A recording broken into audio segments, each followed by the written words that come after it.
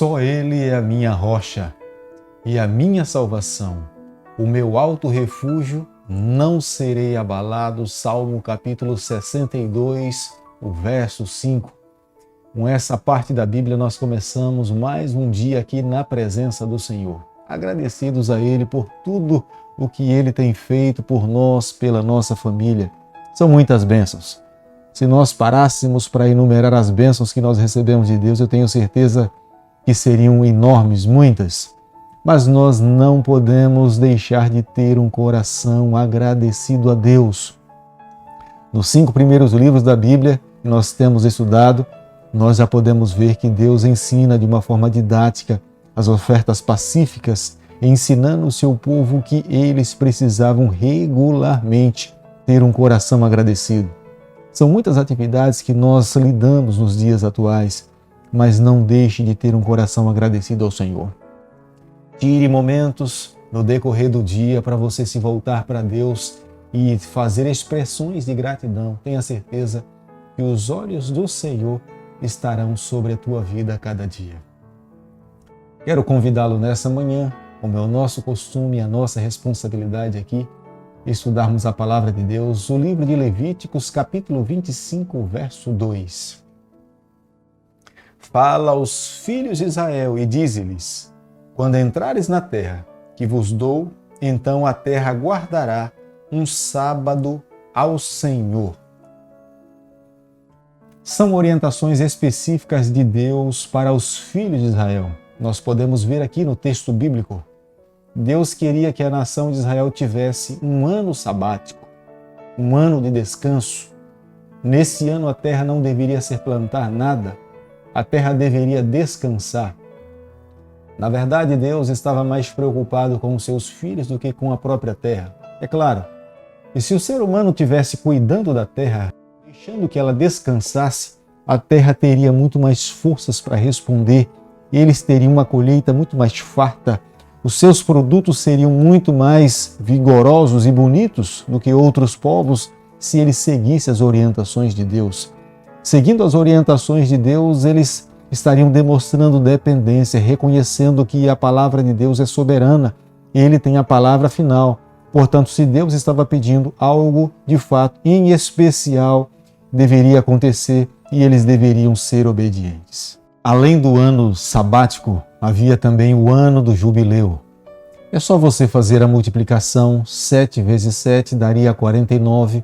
Então, no ano seguinte, que seria o ano 50, seria o ano de descanso, e logo a seguir seria o ano sabático, e a terra teria 2 anos de descanso. Seria uma bênção para aqueles que seguissem essas orientações. A própria terra teria condições de reproduzir, de se fortificar, fortalecer, e teria condições de dar frutos muito mais saudáveis e melhores. Eram as orientações de Deus para que o seu povo pudesse viver uma vida feliz. Em Ezequiel, capítulo 46, o verso 17, Ezequiel menciona o ano de jubileu como o ano da liberdade. Mas o profeta Isaías, ele faz uma declaração do ano jubileu como o ano aceitável ao Senhor. Sendo dessa forma, nós encontramos cumprimento nas palavras dos profetas, e com a vinda de Jesus Cristo, todas essas atividades se cumpriu na pessoa de Jesus Cristo. Ele veio trazer libertação, ele veio trazer descanso para aqueles que estão sofrendo o jugo do pecado. Em Jesus Cristo nós encontramos liberdade. Estas orientações apontavam para a vinda do Messias, que daria liberdade aos israelitas dos seus fardos de pecados que levavam sobre os seus ombros. Jesus mesmo, no livro de São Lucas, capítulo 4, verso 18 e 19, ele vê o seu ministério, a sua responsabilidade e a sua missão aqui nessa terra, de pregar o Evangelho, trazer libertação para os cativos no cumprimento do ano jubileu. Portanto, as palavras de Jesus Cristo estão em cumprimento das profecias tanto do profeta Ezequiel como também do profeta Isaías. A maior evidência do ano sabático nós encontramos na história. Tanto Alexandre o Grande, depois Júlio César, eles isentaram os judeus de pagarem impostos nesse período do ano sabático. Eles sabiam que a terra estava em descanso e não haveria possibilidade de haver colheita. Não tendo colheita, eles não teriam como pagar impostos para os seus impérios. Uma das causas pelas quais a nação de Israel foi levada para o cativeiro é porque eles deixaram de acreditar na palavra do Senhor. Deus queria que a nação de Israel vivesse uma vida de dependência na sua palavra. A palavra de Deus deveria ser o começo e ela deveria ser a palavra final. E os israelitas, nas suas vidas, não deram provas claras de que, de fato, eles criam piamente no que Deus estava dizendo. Era necessário construir uma relação de fé, de base, de confiança com o Senhor. Se a nação de Israel tivesse crido, confiado, se relacionado de uma forma tão pessoal com o Senhor, eles teriam acreditado e eles teriam se livrado de tantos males que passaram na vida pelo fato de não confiar nas palavras do Senhor.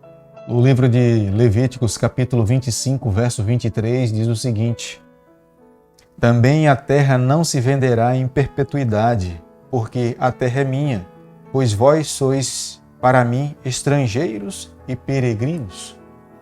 Deus estava advogando o planeta Terra como sendo de propriedade dele.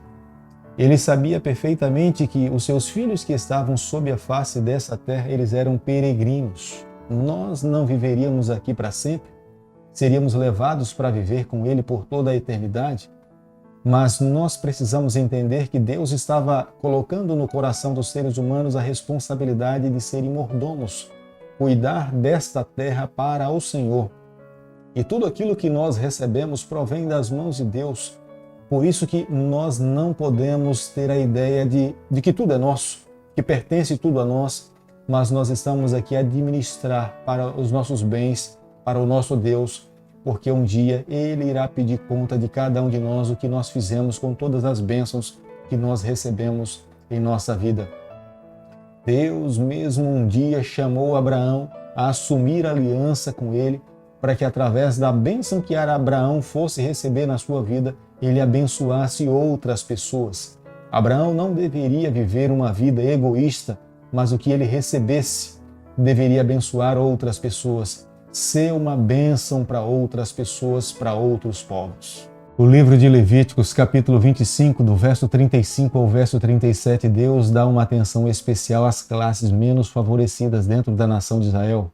Em todas as épocas existiram pessoas humildes e pessoas de uma classe um pouco mais elevada, mas Deus sempre responsabilizou aqueles que foram mais abençoados em abençoar aqueles que são menos favorecidos, aqueles que precisam de ajuda. Algumas culturas atribuíam a pobreza o resultado do pecado na vida, mas nós podemos perceber que não é dessa forma. Muitas vezes são oportunidades que algumas pessoas não tiveram. Muitas vezes faltou uma visão para que pudesse ser um empreendedor ou desenvolver-se nas suas funções de trabalho. Outros tiveram limitações de saúde nas questões físicas e não tiveram como se desenvolver. Mas Deus aqui, Ele estava contemplando todas as pessoas, todas as classes. O olhar daqueles que tinham recebido um pouco mais deveria ser um olhar de misericórdia, de compaixão para ajudar outras pessoas. Aqueles que não tinham esse olhar de misericórdia para com o seu semelhante estavam em falta para com o seu Deus. Levíticos capítulo 25. Ao nós chegarmos aqui ao final e concluirmos o estudo desse capítulo, nós podemos perceber que os olhos de Deus estão sobre todas as classes de pessoas que estão sob a face dessa terra. Deus tinha um olhar especial para os ricos. Deus também tinha um olhar especial para os mais humildes. A própria forma de adorar a Deus no santuário, Deus contemplava os que tinham um pouco mais de recurso e aqueles que tinham menos recursos. Os que tinham mais recursos poderiam levar um cordeiro, poderiam levar um boi, um touro, mas aqueles que eram mais humildes, eles não deveriam se sentir esquecidos pelo Senhor ou menosprezados. Eles poderiam levar um pássaro ou poderiam levar uma pomba, algo que tivesse menos valor. O próprio José e Maria, quando foram apresentar Jesus no templo, eles levaram um par de pombinhos. Pássaros eram bem mais baratos e eles estavam levando para oferecer a Deus um sacrifício em prol da criança Jesus Cristo. Nós podemos tirar uma lição para os dias em que nós estamos vivendo. O nosso olhar precisa ser o olhar do Senhor. Nós precisamos olhar para aqueles que carecem dentro da nossa comunidade, dentro da nossa sociedade. Não é simplesmente uma responsabilidade do governo, não é simplesmente uma responsabilidade do Estado. Cada um de nós que recebemos ou fomos um pouco mais abençoados ou temos uma visão dada por Deus em alguma área de ação ou de atividade nessa terra, nós precisamos ter um olhar de compaixão para com aquelas pessoas que estão passando momentos difíceis na sua vida. Deus nos abençoou para que nós pudéssemos abençoar outras pessoas também. Nós não podemos construir uma visão egoísta. Vivendo dessa forma, nós estaremos ferindo o nosso relacionamento com o nosso Deus. Mas quero pedir ao Senhor nessa manhã que nos tome nas suas mãos e nos abençoe no decorrer desse dia e nos conceda um dia de muita vitória. Querido Pai, nas tuas mãos nessa manhã nós nos colocamos, confessamos as nossas falhas, pedimos perdão pelos nossos erros. Nos ajude a cada dia a termos uma visão que se aproxime ou que seja igual à tua visão. Fica conosco, nos toma nas tuas mãos, nós oramos, nós pedimos e o fazemos em nome de Jesus. Que o Senhor te abençoe e te guarde, que Ele faça resplandecer o teu rosto sobre você, que Ele tenha misericórdia de você, que sobre você, nessa manhã, Ele levante o seu rosto e conceda a sua paz, em nome de Jesus. Amém.